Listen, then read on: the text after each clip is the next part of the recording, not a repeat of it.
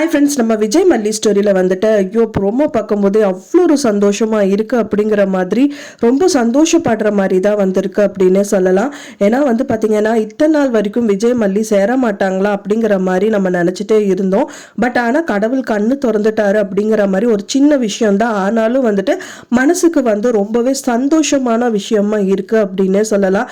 அந்த ப்ரோமோ பற்றி பார்த்தீங்க அப்படின்னா ரெண்டு விஷயம் இருக்குது. ஒன்று வந்து பார்த்திங்கன்னா மல்லி வந்துட்டு எல்லா உணவு வந்து பரிமாறிட்டு இருக்காங்க, எல்லாருக்கும் வந்துட்டு சமைச்சிட்டு and then Manohar and then Vijay அப்புறம் வெண்பா குட்டிக்கு எல்லாமே வந்துட்டு சமைச்சு அவங்க வந்து பரிமாறிட்டு இருக்காங்க. ஸோ அந்த டைம் பார்த்து தான் வந்து விஜய் கிட்ட ஒரு விஷயம் சொல்கிறாங்க. எங்க நம்ம கோர்ட்டுக்கு வந்து போகலாம் அப்படிங்கிற மாதிரி வந்து பேசுகிறாங்க, வக்கீலை பார்த்து பேசலாங்கிற மாதிரி சொல்கிறாங்க. இப்போ இதுக்கு வக்கீல் என்ன சொல்கிறேன் எனக்கு ஒன்றுமே புரியல அப்படிங்கிற மாதிரி விஜய் சொல்கிறாரு.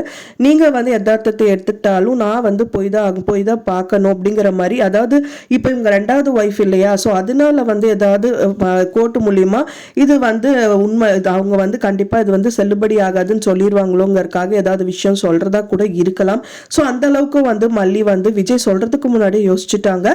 ஸோ அதை பற்றி தான் ஏதோ சொல்லுவாங்கன்னு தான் நினைக்கிறேன். ஸோ இன்னொரு அதே ப்ரோமோல இன்னொரு விஷயம் என்ன நடந்திருக்கு அப்படின்னு பார்த்தீங்கன்னா, மனோகர் வந்து பார்த்தீங்கன்னா வந்துட்டு ரேணுகா கல்யாணமான புதுசுல வந்துட்டு அவங்க கையில தழும்பு இருக்கிறத நோட் பண்ணியிருக்காங்க. அதுவும் ரைட் ஹேண்ட் சைடு கையில வந்துட்டு அவங்க தழும்பு ஒன்று இருந்திருக்கு. ஸோ அதை வந்து நோட் பண்ண மனோகர் வந்துட்டு விஜய்க்கு கூட ஞாபகம் வரல, பட் ஆனால் அவருக்கு ஞாபகம் வந்திருக்கு. ஸோ அவர் டைரக்டா வந்துட்டு ரேணுகா கிட்ட போயிட்டு கையை நீட்டு அப்படின்னு சொல்லிட்டு கையை பிடிச்சி பார்க்கணும்னு சொல்லி ட்ரை பண்றாரு. என்ன நீ என் கையை பிடிச்சி இழுக்கிற அப்படின்னு சொல்லிட்டு ரேணுகா அப்போ வந்து ஹார்ஷா பிஹேவ் பண்றாங்க. பிஹேவ் பண்றது மட்டும் இல்லாம வந்து பாத்தீங்கன்னா அவங்கள கத்தி எடுத்து மிரட்டவும் செய்யறாங்க, குத்திடுவேன் அப்படிங்கிற மாதிரி எல்லாம் காயவும் படுத்துறாங்க. ஸோ இந்த மாதிரி விஷயங்கள் எல்லாமே பண்ணிட்டு இருக்காங்க. இன்னொரு விஷயம் என்ன அப்படின்னா, நமக்கு டவுட் பண்றதுக்கான ஒரு விஷயம் என்னன்னா, அவங்க வந்து ஒரு அவங்க பெட்ரூம்ல வந்துட்டு போட்டோ, அதாவது விஜய் அண்ட் மல்லி அண்ட் தென் வெண்பா குட்டியா இருக்கிற போட்டோ வந்து மாட்டி வச்சிருக்காங்க. ஸோ அதை எடுத்து கையில பார்த்துட்டு இருக்காங்க. வெண்பா குட்டி வந்தவொடனே அது கீழே போட்டு உடைச்சிடுறாங்க. ஸோ அதை பார்த்தோன்னே வெண்பாக்கு செம்மையா ஷாக் ஆயிடுது. கண்டிப்பா யாரோ ஒருத்தர் அனுப்பி வச்ச ஆளாதான் இந்த ரேணுகா இருக்கணும் அப்படின்னு தான் எதிர்பார்க்கப்படுது.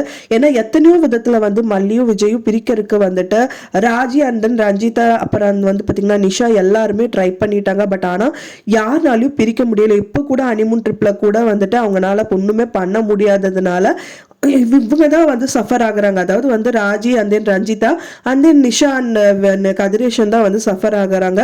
ஸோ இதனாலேயே அவங்க ஏதாவது பிளான் பண்ணியிருக்காங்களா அப்படிங்கிற ஒரு கண்ணோட்டத்துல தான் பார்க்க முடியுது.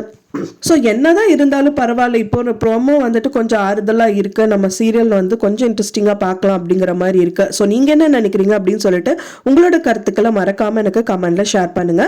நான் சொன்ன இந்த தகவல் உங்களுக்கு பிடிச்சிருந்தா மறக்காம லைக் பண்ணுங்க, ஷேர் பண்ணுங்க, கமெண்ட் பண்ணுங்க, சப்ஸ்கிரைப் பண்ணுங்க. மேலும் இன்னொரு மல்லி சீரியல் அப்டேட்டோட நெக்ஸ்ட் மீட் பண்றேன். தேங்க்ஸ் ஃபார் வாட்சிங் மை டியர் ஃப்ரெண்ட்ஸ். நெக்ஸ்ட் வீடியோல பார்க்கலாம்.